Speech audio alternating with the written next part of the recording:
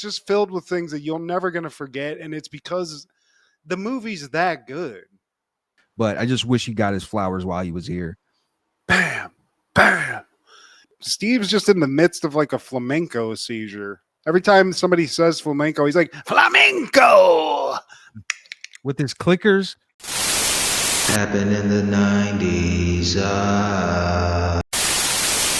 This might be a not so hot take. I don't know. But I really do think Terminator 2 is the greatest summer blockbuster of all time.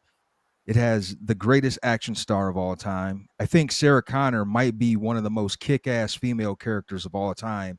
And I'm talking like real life character, not like Rogue or Storm or none of that. Yeah. But, and also the director, man, he knows a thing or two about making that bank. Yeah, dude. I'm not going to argue with that at all. I'm trying to think like what would stack up, but it's hard to stack up against what I would call like it's a perfect movie in what it is. Everything. I mean, Jim Cameron's a beast. He was coming in hot already. He's a tech genius, so had that covered. Terminator ended up being like a huge hit. And then they make this, and it's got to be the best sequel of all time. And as you said, it has to be the best summer blockbuster of all time. I mean, it's just a banger from wall to wall. Notwithstanding like numbers, because if you compare in numbers, it wouldn't be fair. Like a lot of these current movies, like Barbie and some of those Marvel movies, they're blowing Terminator out of the water if you're just looking at numbers. But I'm not talking about that. I'm talking about the actual movie itself. Yeah, it just is what it is. The tickets are more. There's a bunch of mathematics about that. But Arnold, it is prime. I mean, this is him. You know, maybe not his prime, but for like the cinema, I feel like it is. This is the role. Like this is the most iconic of his, and he's had some bangers, man.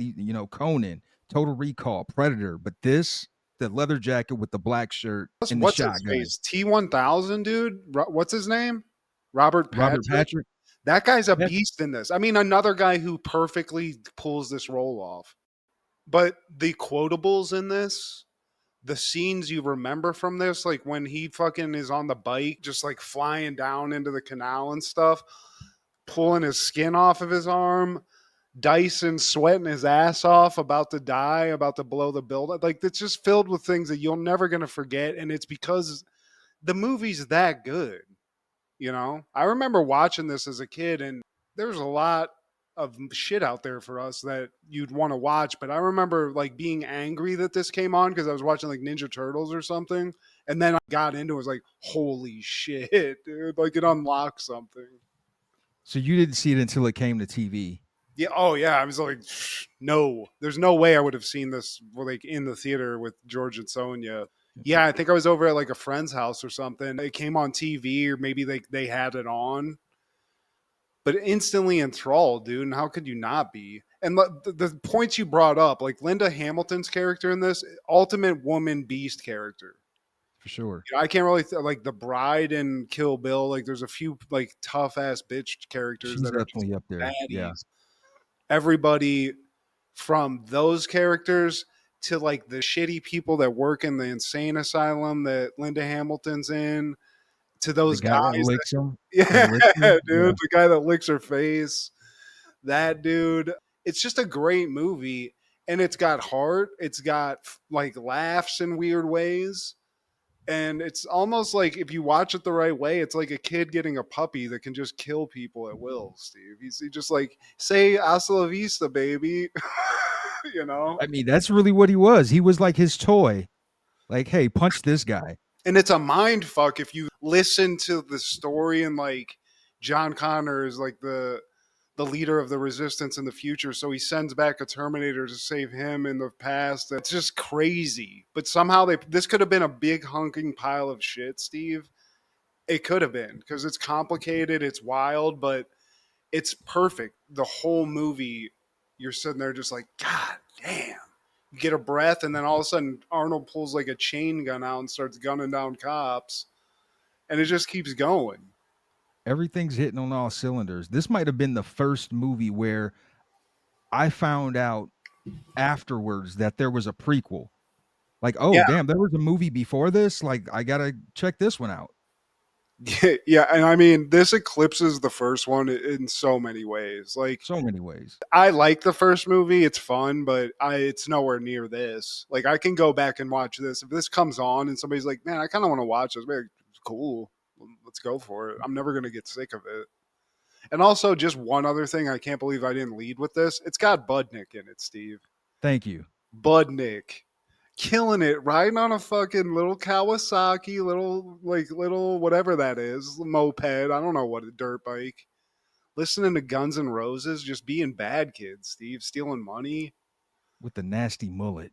talking bad to the step parents, just all of it, with Budnick in tow. I love that. And Budnick shows how much of a G he is in this movie, Steve. The cop comes up to him and is like, "Hey, do you know this kid?" He's like, "I don't know that kid."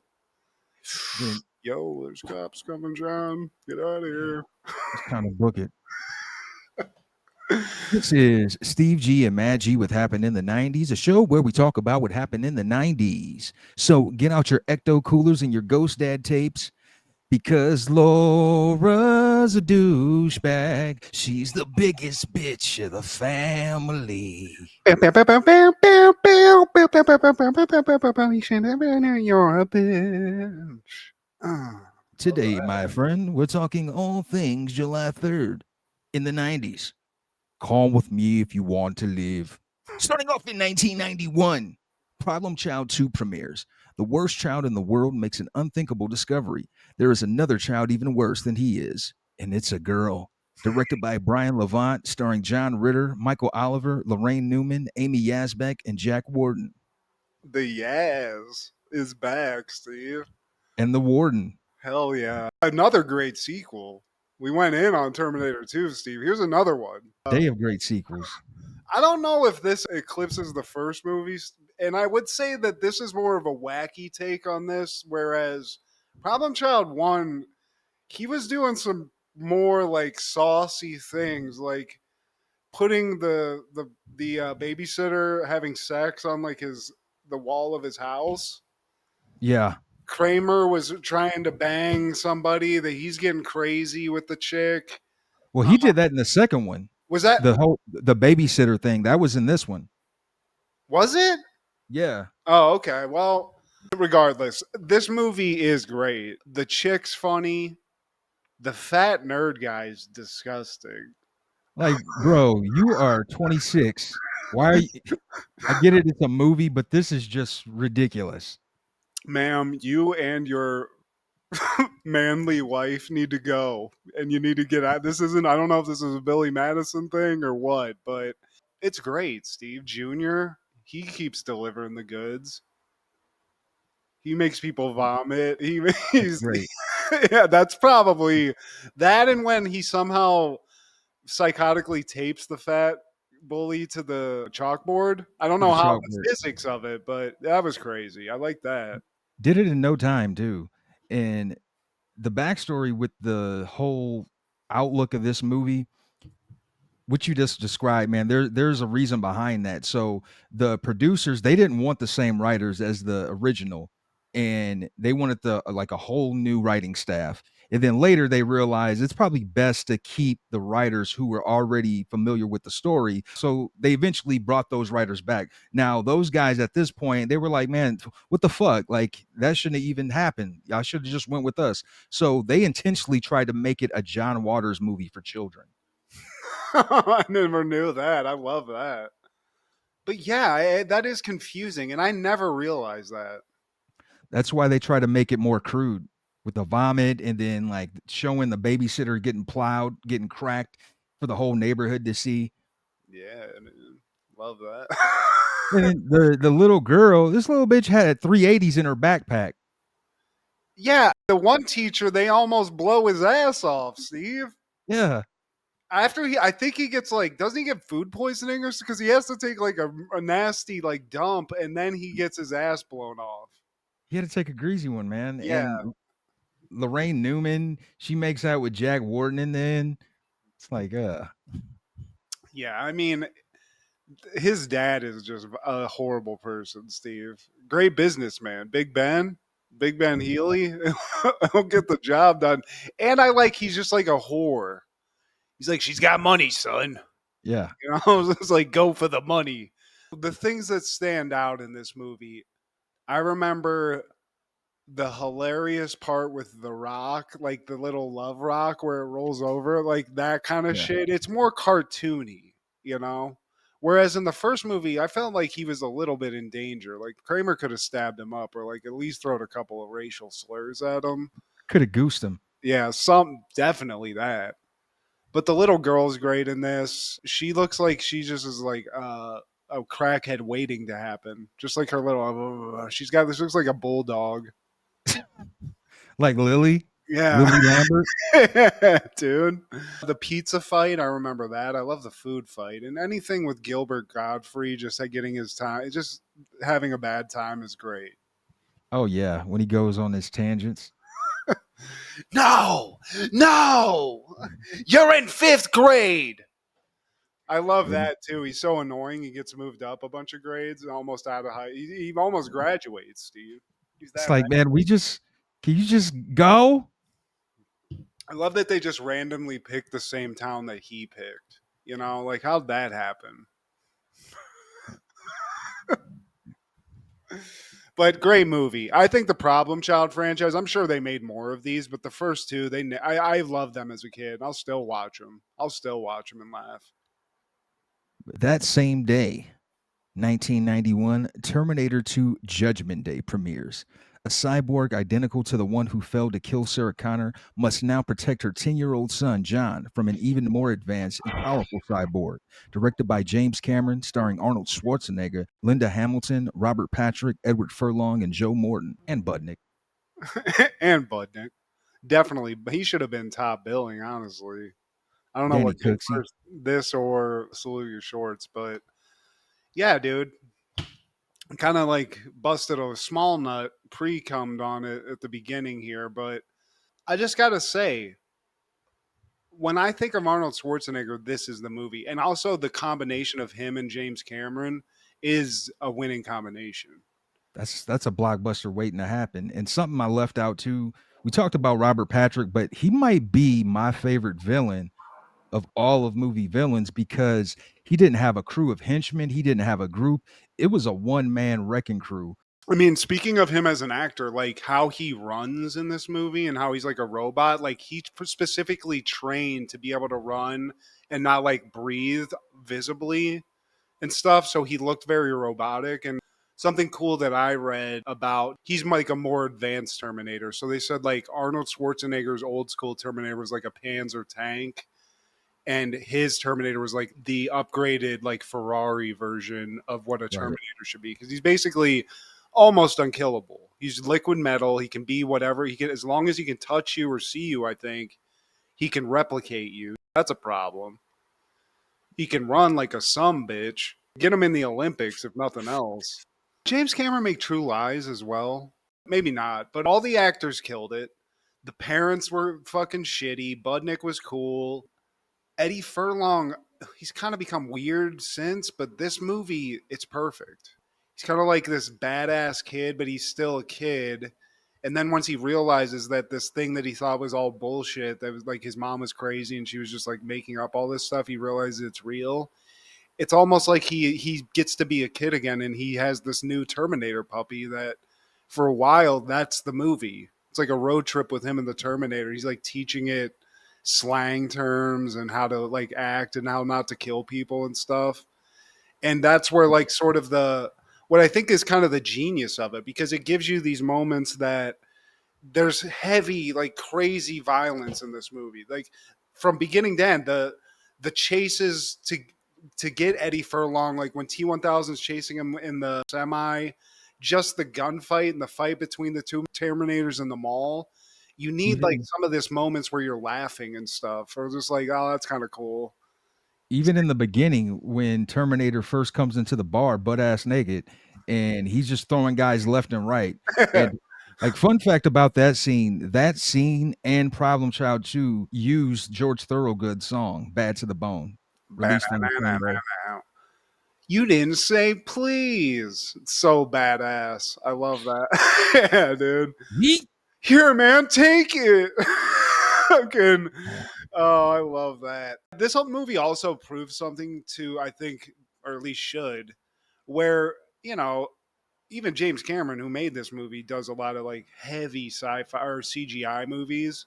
But this movie had a guy, a genius named Stan Winston, that was doing like the special effects and the props. It's like it's physical stuff. And it sells the movie in a way. Like if you don't like just like green screen it and make his face something and like touch it up digitally, that looks cool. But like when he gets damaged and it's just, his eye, he's like got some of his skin and you see like the cyberwork part of his face and stuff. Before it melts back together.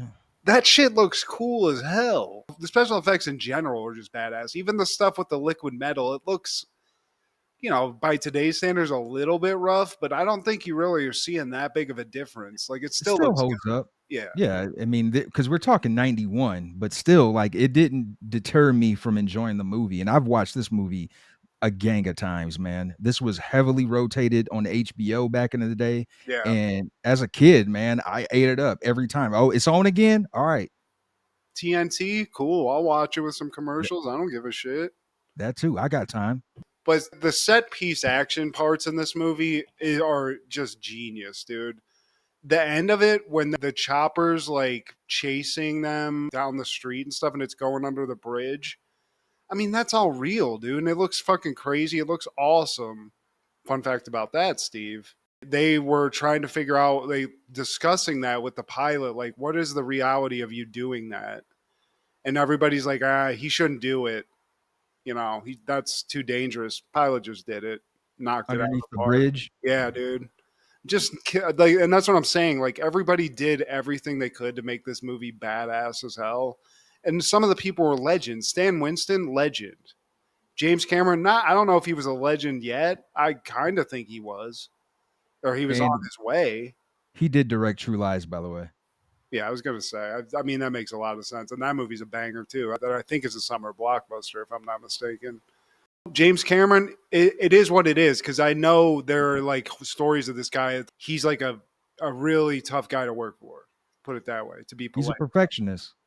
It's like working with Dr. Dre. I always hear the stories about like how it takes forever just to create a song with him because the beat doesn't sound right. And I feel like James Cameron is the same way as a director. Yeah, somebody that's as disciplined as Arnold Schwarzenegger calls James Cameron a taskmaster. So I think that says something, And like you said about the sound bites and the quotables, they entered the pop cultural zeitgeist. Hasta la vista, baby. We knew that line before we even, me personally, I knew that line before I knew what it actually meant. And, of course, dude. I mean, that had to have been used widely in the commercials. Like, I know we watched that on TV before I ever saw the movie. Come with me if you want to live. Come with me if you want. That's, I mean, all of it. Like all those like things that people stereotypically use to do an Arnold impersonation. Most of it come from this, Steve. And that says something about Arnold too. I read also that he was kind of like iffy on whether or not he wanted to do a sequel to Terminator, which is kind of crazy that he was like that choosy about movies, where you'd think like some meathead wouldn't have that sort of like self-awareness. But he said like after he read the script and saw like, oh, like this isn't the same thing. Like this is actually like, I mean, he literally is growing in the movie. He's learning like a little baby. This is going to be in the forever collection. This will never go away. This will never deteriorate in the way that a lot of other movies we like from the early 90s did. I mean, this is what did we say, 91? 91. 91, dude. 91. So they made this even, like, it came out in 91. So how many years did it take to make it? They were probably making this in the 80s, or at least figuring out how to make it in the 80s. So to say that and then to watch it now, it's incredible. So shout out to Arnold. Shout out to Jim Cameron. Linda Hamilton. You're sexy, but I don't want to say anything because I don't want to get fucking ripped in the mouth or get a needle in my neck with some antifreeze or whatever the shit that was. Yeah, just don't lick her when she's sedated. It's very rude. 1995, WWF is airing Monday Night Raw from Danville, Pennsylvania. You ever been to Danville, Pennsylvania, Matthew? No. That sounds like an unfriendly place. It's on downtown. Very well could be, Steve. I don't know where it's at in Pennsylvania, but it looked kind of crazy. And right away, I'm wondering what's going on because King hitting a bottle of scope like he's an alcoholic, just trying to get a sip of alcohol, Steven. He looks crazy. He had that angle with Bret Hart, and he just recently lost the Kiss My Foot match. And yeah, that's where WWF was at this point. The loser obviously would have to kiss the other's foot. Yeah. Oh, why you got to do King like that? Make him kiss another man's feet, Steve. He asked for it, man. You don't mess with the excellence of execution. No, How dare you? I take back what I said. And also, I got to say, I don't like that. I don't like that they made King suck Bret Hart's toes, and then he's berated about it. This is a running joke, Steve. They're talking about his bad breath constantly. I don't like that stank being put on the King like that, Steve. We find out Savio Vega gets jumped by Road Dogg and the Roadie. Oh, no. Not Road Dogg and the Roadies. He got jumped by Roadie and somebody. Was it Jeff Jarrett? It had to be, yeah. I was going to basically talk about the stylized promos that they had at the beginning of this to promo Psycho Sid versus Bam Bam. Oh, yeah. It's magic. The close-up, Bam Bam doing the... Yeah. I love Set that. you on fire.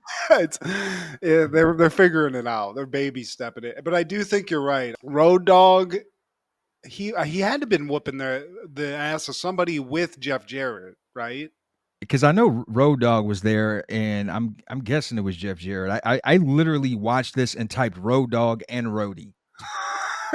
Well, you know, Steve, I think maybe a blunt might have been involved in that. But as we get through all that magic and scope that King's drinking, the first match is not what I would call a banger at all, Steve. It's the 1-2-3 Kid, WWF's Ninja Master versus looks like a barbershop pole Mike Bell. I don't know who this guy is, Steve. He's not set up to win. He's not even set up to really do anything in this match. He's got Popeye the Sailor Man gear. Do you remember we went to school with a Mike Bell? He was always in the short classes. Mike Bell. He was a good wrestler too, ironically. I think I played baseball with Mike Bell, if I'm not mistaken. Yeah. Maybe. He seemed normal, but I guess he was missing a chromosome or two. I don't know, because he was always in those like 12 people classes. Hey, man. Shout out to those with a few less brain cells. Like, you know what? I wasn't doing my best in school either. Maybe I should have been there. But Mike Bell, the wrestler, probably was in a couple of those classes too, Steve. He didn't study the books for just wrestling in general. And this is basically just a two-piece matchup here where 1-2-3 Kid, he's going to throw a couple of kicks. His He's gonna karate. do a couple of flips. He's going to just really just get you intimidated by that guile stance that he has, that Street Fighter stance. He's going to take a jobber down. And that's really what this was. We've got to get the night started. We got to get Sean Waltman in and out of here because he's got some coke that he has to go by, you know? 1-2-3 Cousin Richie gets the win. We cut back to Todd Pettengill, and he's promoting In Your House. The big match is Diesel and Sid in a lumberjack match with 30 WWF stars outside the ring. How is that even possible? Do they have 30 stars? And what's a right? star? That's another question. Is Mike Bell one of those people? Because I don't know. The promos in this, Steve, like they I don't like what they're doing here. It's not professional, you know. Todd Pettengill, he's doing his best. He's doing his best. What's a lumberjack match? Just these guys push you back into the match? Get your ass back in there, yeah. And sometimes they fight amongst themselves. They just can't help it. Like, yeah. Standing too close. Fuck out of here. Stepped on my damn shoes, man. Just got these. Jeff Jarrett is facing HBK in an Intercontinental match. And 1-2-3 Kid versus Roadie. I guess he's got to get his lick back. And then you got the Allied Powers, Lex Luger and British Bulldog versus Owen Hart and Yokozuna. You know, as a 41-year-old, I'm rooting for Yokozuna and Owen Hart because the Allied Powers seem corny as fuck to me. Yeah, I don't like that at all, dude. We're beef. We're beef. We're big, and we both have red, white, and blue shit. Reps. Did you get your reps in, bro? Yes, I did, bro. Fucking, that's who's representing us. What are you eating on the macros right now, bro? What protein you got in there? What is? I don't Apple? like it. It's generic. And like, why you can't set up a tag team where neither of the guys can rock a mic, Steve? Neither of them. It's never gonna work. Neither. Is it just a close off, pose off? Whenever they get like do a promo, they're like Yokozuna, Owen. At least he's got Yokozuna's got Owen. He just does all the legwork. Plus, Exactly. they got Cornette and Fuji. If I mean, get him on the mic, he'll say something weird. It's better than Lex. I'm pissed now. Okay, Lex. But yeah, that's going to be the upcoming In Your House. And then when we come back, now I guess it's time for the Jeff Jarrett debut single, With My Baby Tonight. It's not the one from the real world, y'all. This isn't R&B. This is straight country, Steve. And I'm no country aficionado. I'm not one to just really review country music. I've heard it with being in my family, listen to it. But I got to say, you know, Double J, he might have an album on his hands here, Steve. Ain't he great? But here's what I don't like about the music video. The very low budget music video that's really headlined by the three white, what I guess it's what they were trying to push for, like the white triplets or something. Denny's waitresses that just got a tip to come sing or lip sync. No roadie in sight in this whole music video though. Yeah, automatic point deduction. Missed opportunity. I mean, country music wise, it goes, you know, Alan Jackson, Garth Brooks, and Double J's up in the annals, Steve. It only took one and done. JARRET.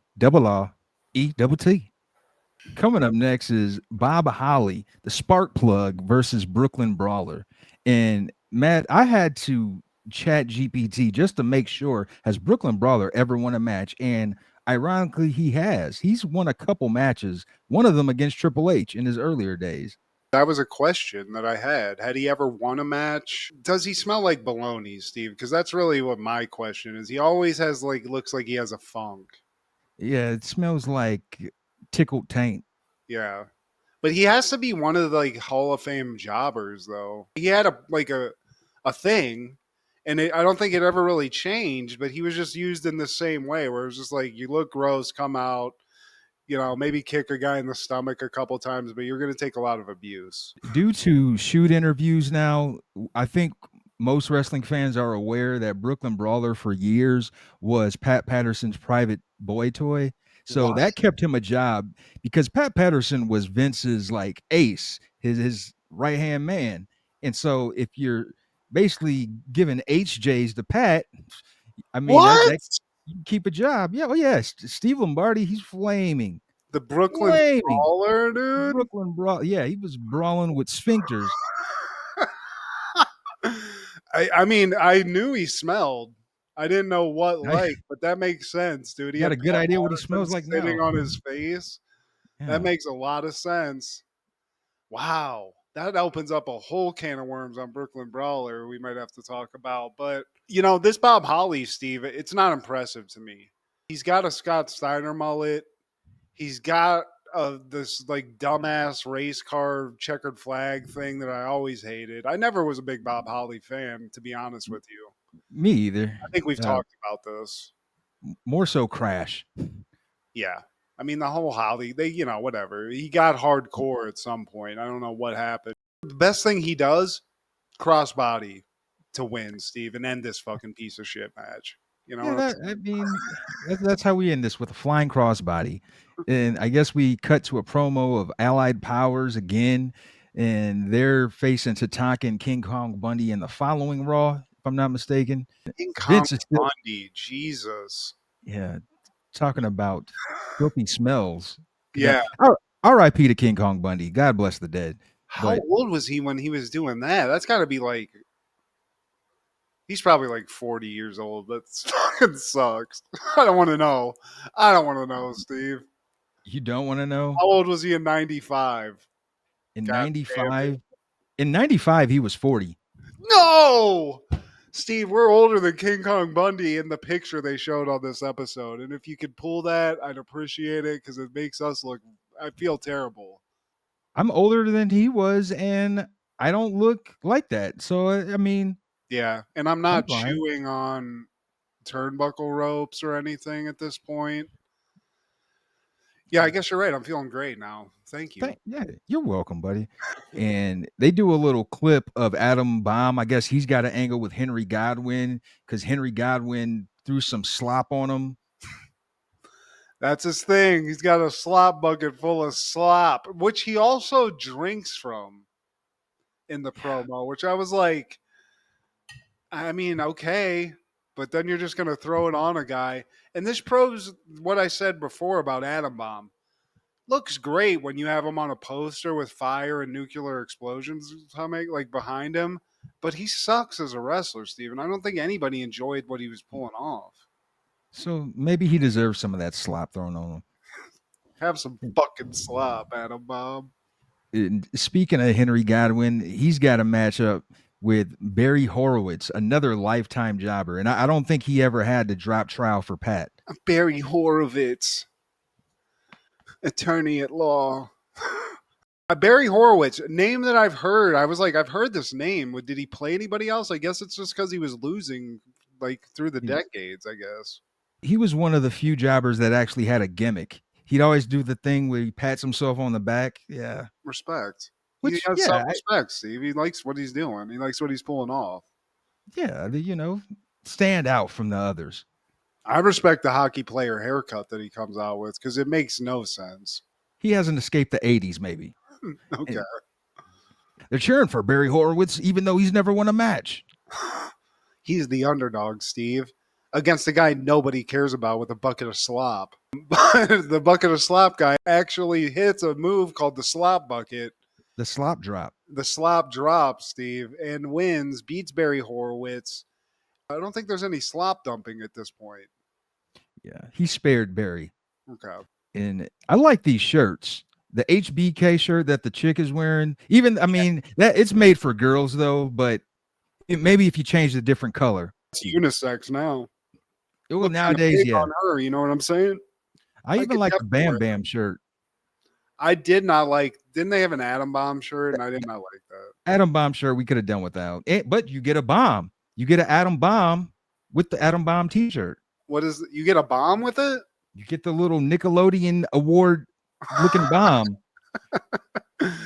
The people don't look excited about being in the promo. The guy who's doing the promo, who I think we've talked about before, completely unprepared. He's not good at this job, Steve. Whoever that man is, he needs help. Psycho Sid, he doesn't even need entrance music. He just comes out.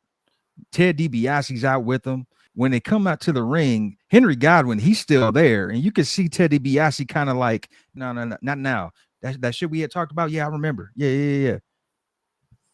Chill. I got you.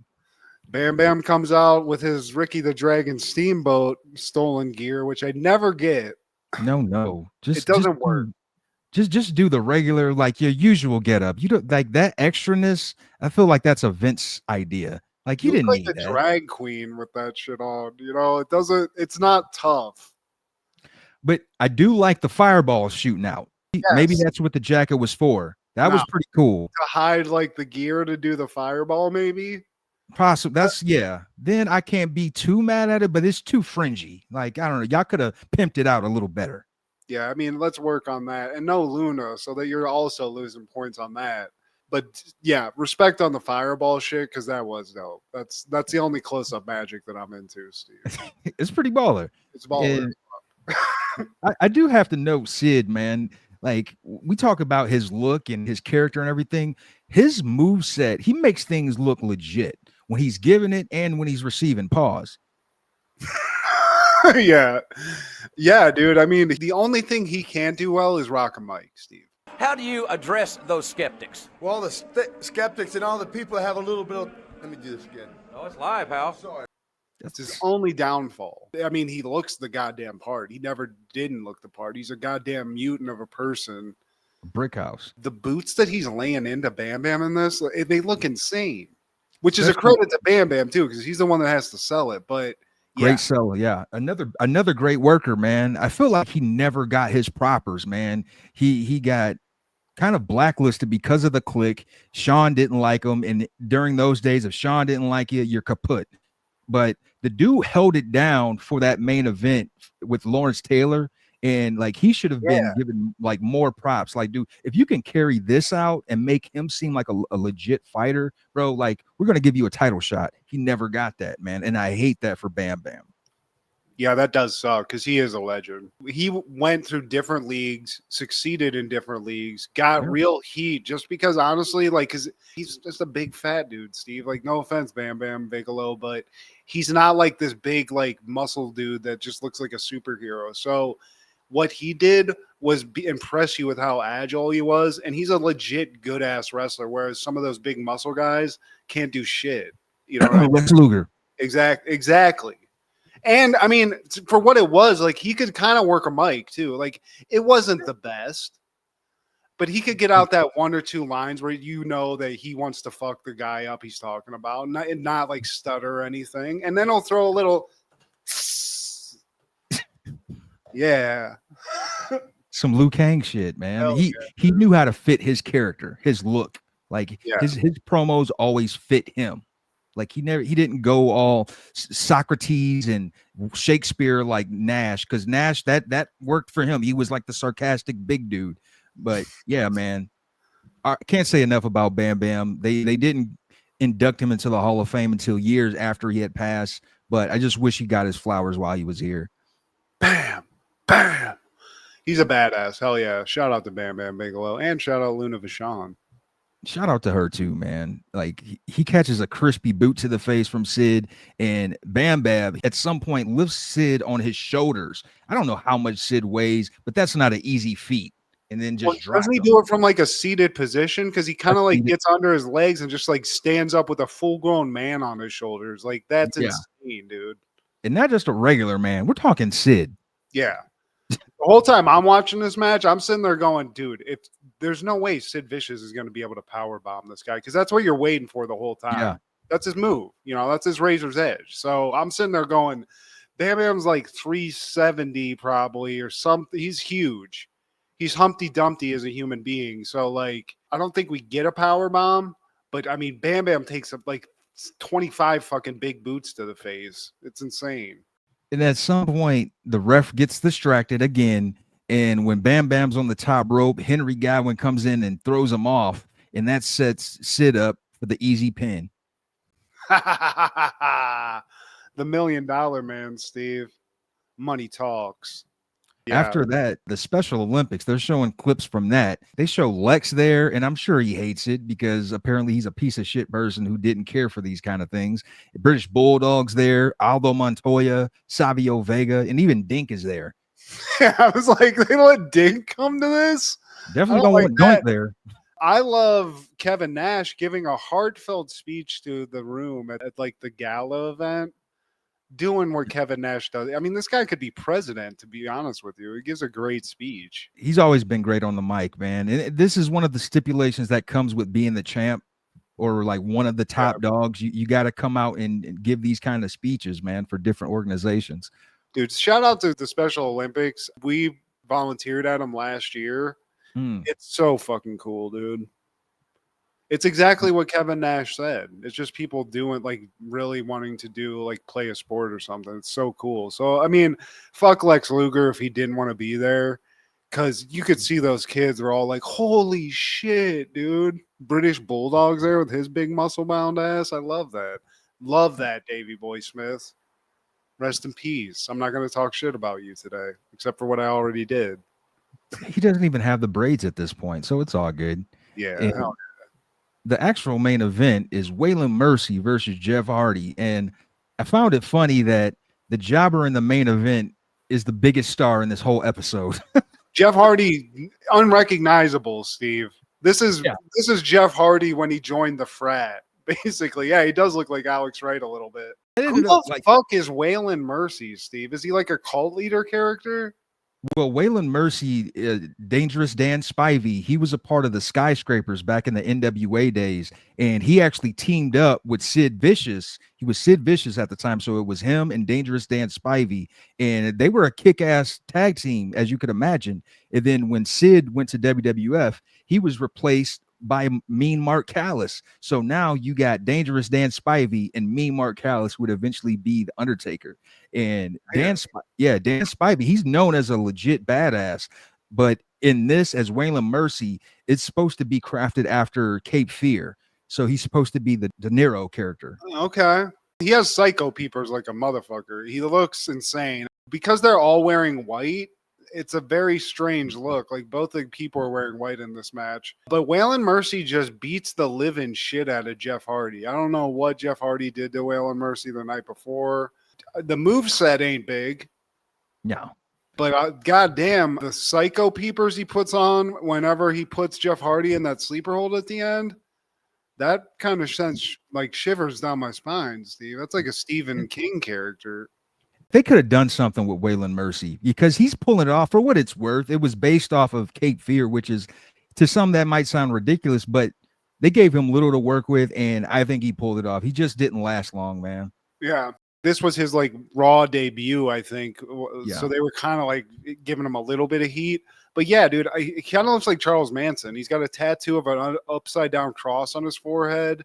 He's got psycho peepers, and he has that weird like white person hairline with long hair that most like villains in movies, like action movies, have. You know, the crow's feet or whatever that shit is. Yeah. No, I don't have it. I ain't got it, Steve. But whatever Waylon's rocking, that's vintage scumbag. You know, like he's trying to kill John McClane or some shit. Yeah, exactly. In this vignette, we have Jerry at the dentist office, and he's talking to these little kids about how Bret Hart is trash and he's not a real king, this, that, and the third. He's going to end up needing to get a dentist himself at some point. Yeah, but the kid that he's like ranting to is like, "Yo, breath smell." Yeah. But the king, I mean, he's at his dentist, which we've heard about all episode, and it's Isaac Yankem, DDS, aka Kane, Steve. So here we are again talking about these guys. So the door opens, Isaac shows up and shows off one of the most grisly mouths I've ever seen, Steve. And I've seen some grizzled mouths. I don't want to pause. You just ate some human shit. Yeah, that's exactly what it looks like. Yuck. He looks like he just deep throated a turd and just fucking came out with a smile. But, you know, this was the short Raw, Steve. They didn't have the 2 hours yet. They hadn't worked their way to that. There was no even hint of a titty. No, we're not there yet. We're not there yet. Yeah, I wouldn't call this a banger in any way, but there were some high moments in this. And we get, to be honest with you, I'm saying Waylon Mercy didn't get his just desserts, Steve. Let's build this psycho up a little bit, you know? Yeah. Waylon. Justice for Waylon. That following year, 1996, Independence Day premieres. The aliens are coming, and their goal is to invade and destroy Earth.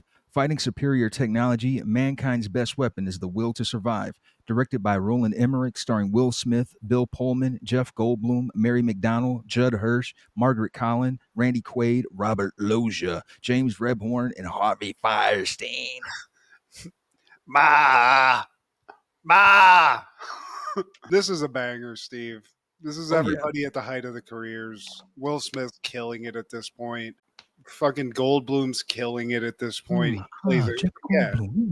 Judd Hirsch, fantastic. Perfect. Another Warden. He's like good at the curmudgeon old dad.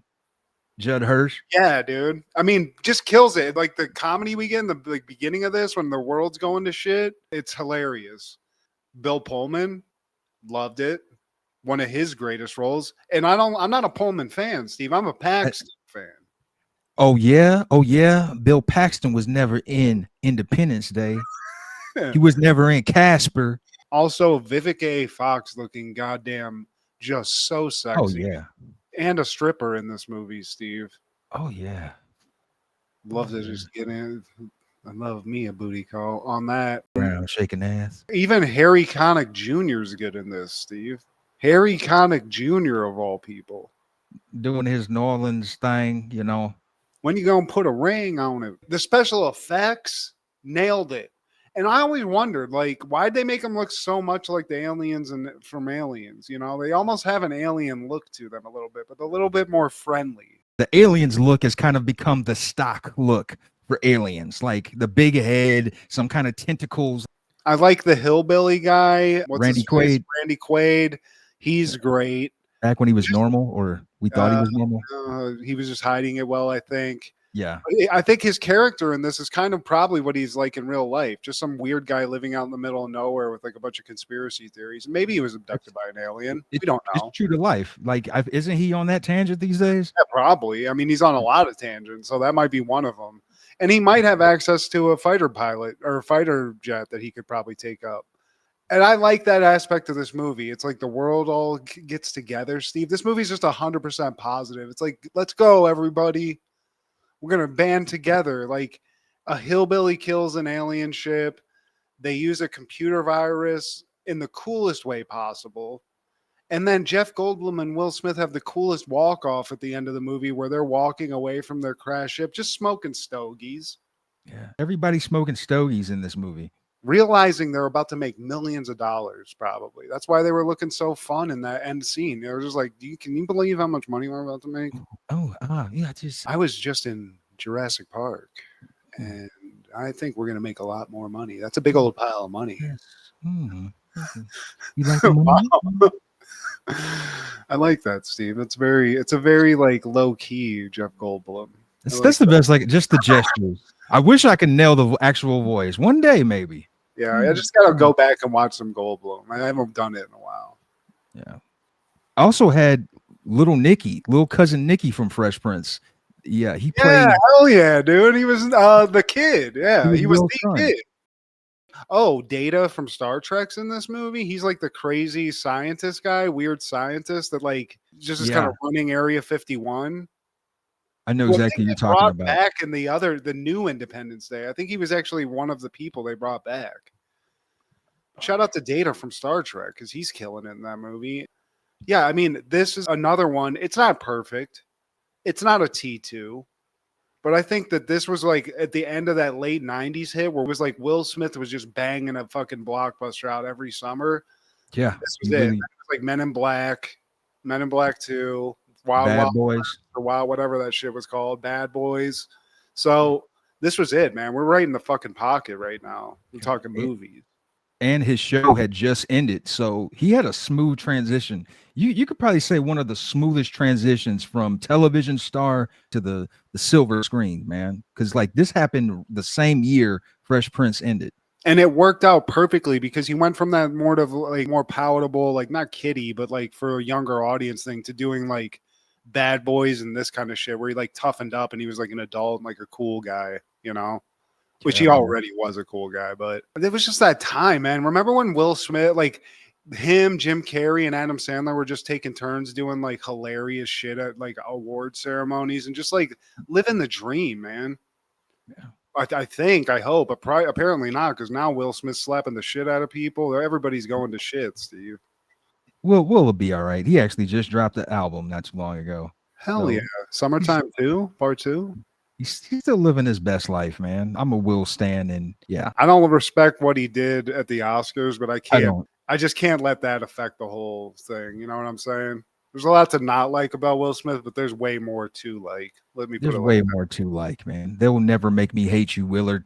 On that same day in 96, Phenomenon premieres. An ordinary man sees a bright light descend from the sky and discovers he now has superintelligence and telekinesis. Directed by John Turteltaub, starring John Travolta, Kyra Sedgwick, Forrest one side Indica, the other side Sativa, Whitaker, and Robert Duvall. You know, Steve, I've kind of talked about this movie a little bit, so I'm interested to hear you watched it. What did you think, man?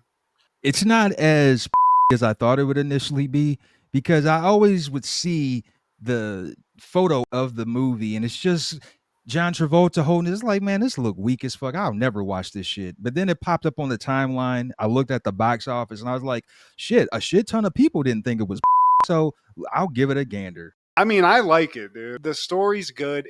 It's a movie I watched because my parents watched it. And it's one of those that it just ended up sticking a little bit And this was that time in the 90s where Travolta's coming off Pulp Fiction. He's got the resurgence.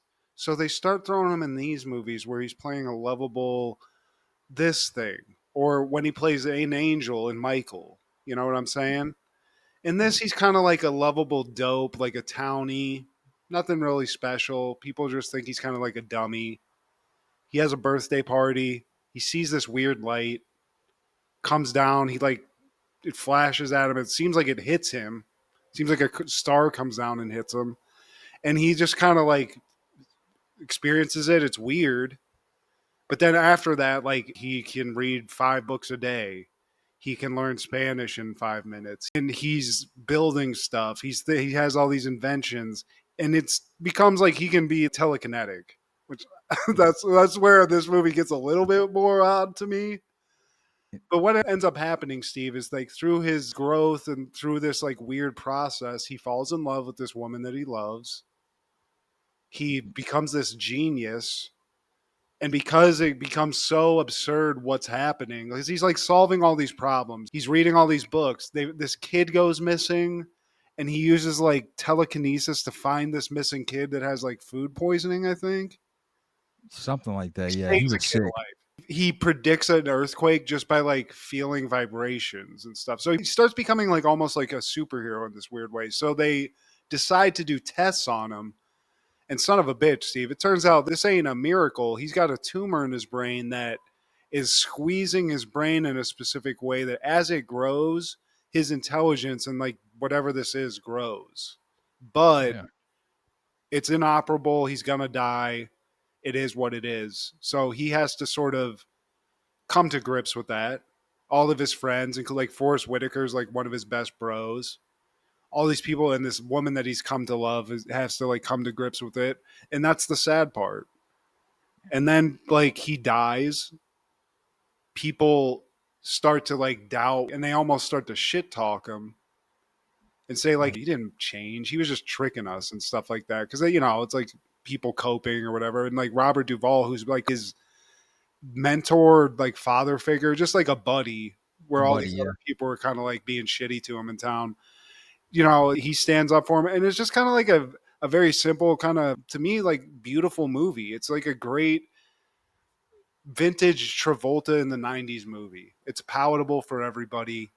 He knocks it out of the park in his way. There's a lot of good people doing their acting, and especially Robert Duvall. And God damn it, Steve, Data from Star Trek, he's also in this. Brent Spiner. He's the doctor, I think, that diagnoses John Travolta with the tumor. With the tumor in the end, yeah. Yeah. But heartfelt, man. I'm glad you liked it because I felt kind of embarrassed as I'm like, I feel like a bitch because it isn't what you want to like. It's not like Die Hard where you're like, you gotta see this. You gotta see Phenomenon, dude. Travolta kills this shit.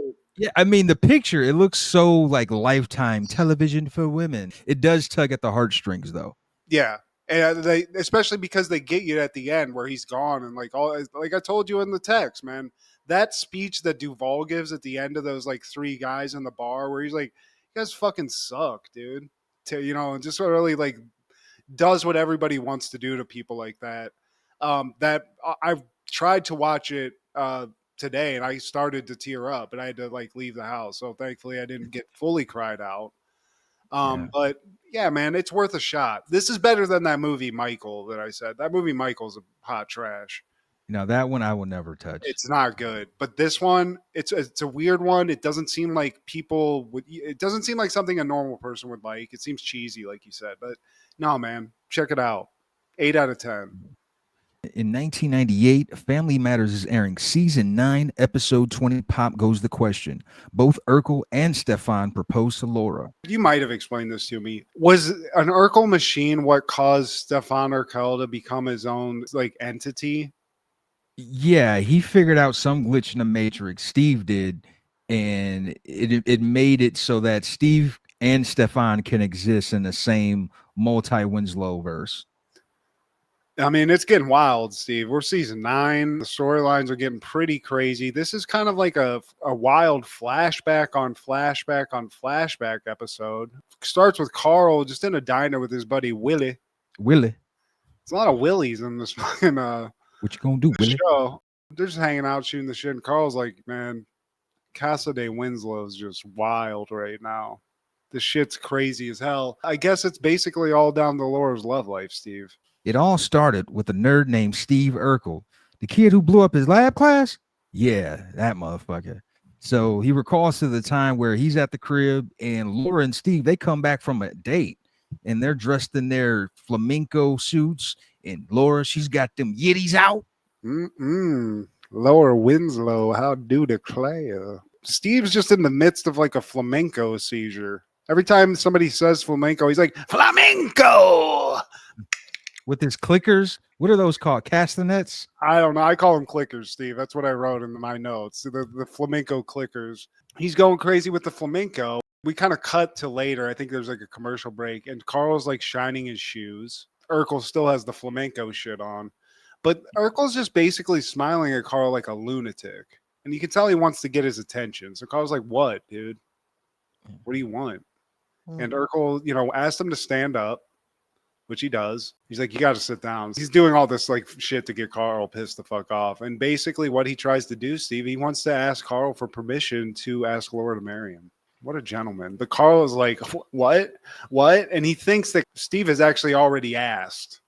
Yeah. So he's freaking the fuck out like, oh shit, you're going to be in my life forever. Oh fuck. But Steve's like, no, I wanted to get your permission, your blessing. So then Carl's a little bit relieved that his daughter had not lost her mind, basically.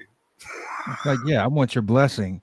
And so Carl was just like, oh, my bless, dude, yeah, go ahead, try it out. Yeah, so we'll see. Okay, future son-in-law, because he just knows Laura's going to say no. Also, we find out, Steve, as we flash back to the diner, that he also knows that Laura was dating another man. And that man is Stephan Urkel, Steve. Perfect son-in-law.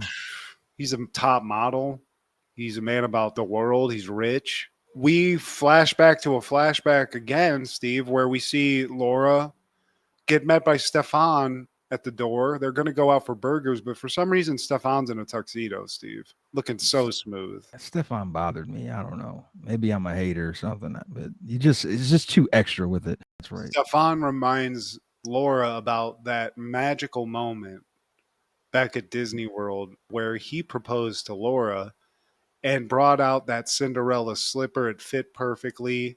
That's right. And yeah. I didn't remember that he actually asked her to marry him at that moment. We cut back from the flashback to Disney to the living room, and Stephan's like, I brought that slipper again because ever since that day, Laura, I've been loving you even more and more.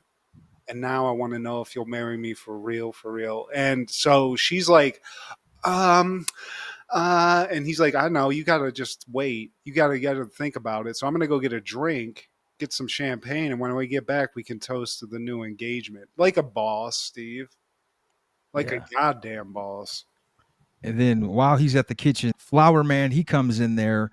And then after he comes in, several delivery men come in with flowers. And then after that, Steve comes in with a bouquet of flowers. Is he wearing the apron at this point? Yeah. He's got World's Best Husband on because him and Stephan come from the same person, the same DNA, Steve. So he's got the same idea. He's like, I wanted to remind you of a time that you and I had, our first love.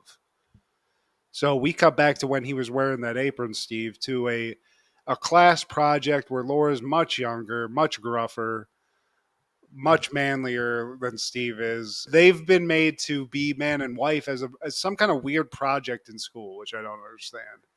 It's a classic episode too, man. Yeah. And he's not only wearing the same apron, he's wearing the whole getup, the plaid shirt, the same pants. In the flashback, he's trying to get a kiss from Laura. It's like, look, I'm going to give you an F because they grade each other. Now, this one got me.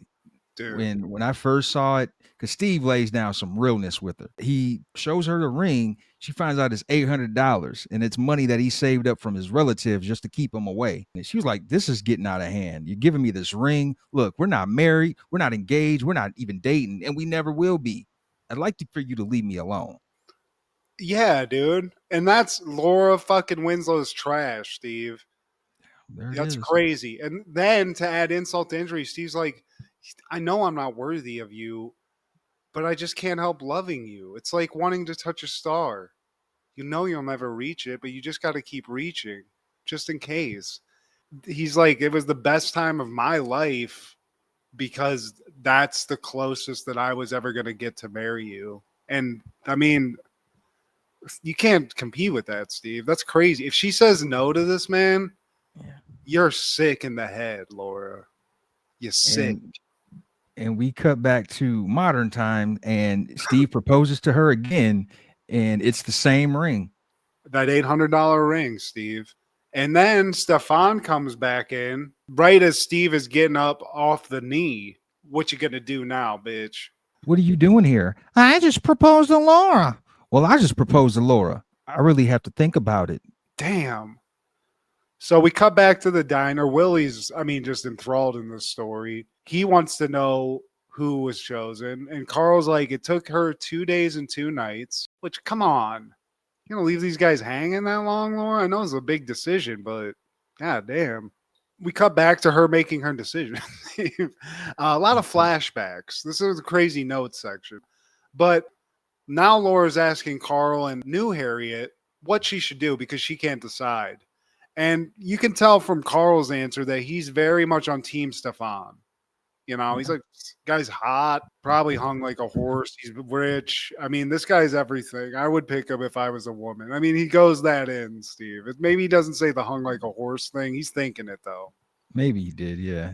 And the mom, new Harriet, she's kind of like on the same boat. He's handsome, sophisticated. Any girl would be lucky to have him. But then there's Steve. He's sweet. He's gentle. Makes me laugh. He's smart. And his inventions could change the world. This is Laura saying this. Yeah. And because Carl and Harriet, too, are like, yeah, I think there's something good about Steve, but all I can think about is all like the thousands of shitty things at this moment. So, yeah. But maybe the invention thing? Because he did split his DNA down in two and create another person who you might also marry. So, think about that. He did do that. Doesn't that give him the ultimate one-up on Stephan? Just because I'd be like, I created you, motherfucker. You ain't got a birth certificate. If you have logic, yeah. Yeah, if you have actual sound mind and body, yes. When she asked Harriet, what made you feel like dad was the one? She was just like, I was madly in love with him, and I never wanted to live my life without him. That's how they end that flashback. And I think that kind of gave her some pointers, like, man, I should just go with my heart. Yeah. But then we find out by Carl's story at the diner that this whole decision was actually almost taken out of her hands completely, which leads us back to another flashback where Laura's just at her house and Steve comes down like packed for like a trip, fully packed, Steve. He's got suitcases. He's got like a cabinet thing, whatever that little Harry Potter chest thing he has. She's like, where are you going, Steve? And he's like, I'm going to Moscow forever, baby. Again, out of nowhere. It seems a little dramatic. Yeah, that escalated quick. Yeah, and she's like, wait, what? And he's like, just so embarrassed after proposing to you that I know I can't ever stack up to Stephan. So I just figured, like, I just got to leave. She's like, how could you do that? You just told me you love me and, like, you wanted to marry me. How could you leave? And he tells her that he loves her so much that basically his only thing that he ever wants is to make her happy. And the only way he can make her happy is to let her go so that she can go to that stallion of Stephan over there and not have to think about little old Steve over here in the corner. He says one request. I just have one favor. Remember me. And then Laura stops him. You just can't leave. And he's like, why not? Because I can't live without you. And I want to marry you. You do?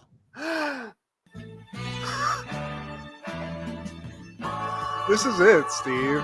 This isn't the finale, but this feels like the fucking finale. This should have been the finale. You know what I mean? Yeah. It would make more sense. After 9 seasons, I think maybe they only have 2 episodes left. Laura finally fully redeems herself. You're not a cold-hearted, gross bitch. You're a hot, very nice lady that found love. And I love that for you guys. Because she's always been hot. Never, ever took that away from her. That flashback, though, with the apron, Steve, if I was a little boy, I'd be like, that girl looks tough. Yeah. She looked like she'd beat his ass. This is great, Steve. And then, you know, we cut from that love to Willie toasting Steve Urkel. And Carl throwing a couple Alka-Seltzer in that toast cup and then taking a nice big sip and toasting Steve to his new son-in-law. Future son-in-law. Hell yeah. And then in the credits, we got some classic flashbacks. Like I said, man, they're prepping us for that end run. Just through the years, Steve. Steve and Laura through the years. This is going to be played at their wedding anniversary someday. Yeah. You know? This wedding needs a montage. You can't, when you go to late Family Matters, it's like mid 90s WWE, Steve. It's tough. Yeah. But this one, it got me. Seeing Steve finally get his and finally get Laura telling him how much she loves him. Yeah. With no like reluctance at all, or like being like, I can't believe I'm doing this. That's it. That's fine. I will take this. I say, Laura Winslow, you're redeemed from all that terrible behavior. It goes back to something I said before about this show too. Like this episode, if you ignore the whole cyborg Steve being made, this was a real episode. It had real feelings, real emotions. It didn't involve crazy inventions and like them going back in time to be pirates or Bruce Lee or anything. And that's what I really appreciated about the early seasons. It tapped into that. I mean, obviously because of the flashbacks, but the fact that it was real, this is the essence of Family Matters that I enjoyed every Friday night. Well, it truly was the essence of the show because Steve's love of Laura was basically the through line of everything. You know, through line of everything, man. That's great, man. I like watching an older one of these because I hate talking like bad about Family Matters because I love it so much. And but these episodes in the last season, it's like it's tough. Shit, man. He might be a pirate. I don't know what the fuck's gonna happen here, but I get why ABC pulled the plug on it at this point, man, because you know they finished this out in CBS just like Step by Step, but it's quiz time. Uh-oh, Steve. No. I'm on a streak, man. Oh. Before we get to that, I do want to show you something very cool that I got in Palm Springs, very 90s, and very much related to something we just talked about, which is a movie called Unlawful Entry starring Ray Liotta and Kurt Russell. So we had just talked about that. Then I go on vacation. And in some weird moment of kismet, Steve, I'm in a Goodwill in Palm Springs, California. I look down at the media section and I find something that's both related to that movie and is something I think is more 90s than almost anything, which is a laser disc of Unlawful Entry. Oh my God. Where can you even play that? There is nowhere to play it because I can't buy a laser disc, but the shit's fire. And what I will say about laser discs that I like is you get basically the size of a vinyl, like the cover of it. So this is very displayable. You know, that's dope. But Unlawful Entry, Steve, if we get a laser disc, we could watch this in stereo extended play, digital sound. So just go to another Goodwill. You'll find one. I'll find a fucking laser disc someplace. But yeah, dude. Somebody originally paid $40 for this. I paid $1. But yeah, shout out. This is a laser disc for everybody uninitiated. It's about, I mean, it's the size of a fucking record. It is. It is. I mean, it's a vinyl, but it's a CD. So did Motown make that? Where are you going to put it? I don't know. I'm gonna redo my little setup up here some point soon. So we'll find a nice place for Kurt and Ray. Yeah.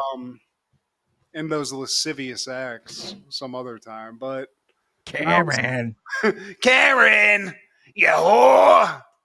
Okay, when you're on a hot streak, you don't want to just stop cold turkey.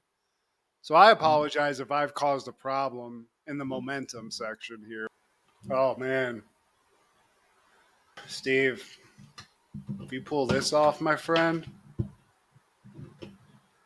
you're a legend. I'm going to start with the one I think that you're probably going to know first. In Beavis and Butthead, what color are Beavis's shorts? Beavis's shorts are... Think about Beavis's shorts are gray. Yes. Ding, ding. Now, Steve, here we are. This is actually a historical question. So you got a decade. Let's put it like that. In what year did the Soviet Union collapse? 1990.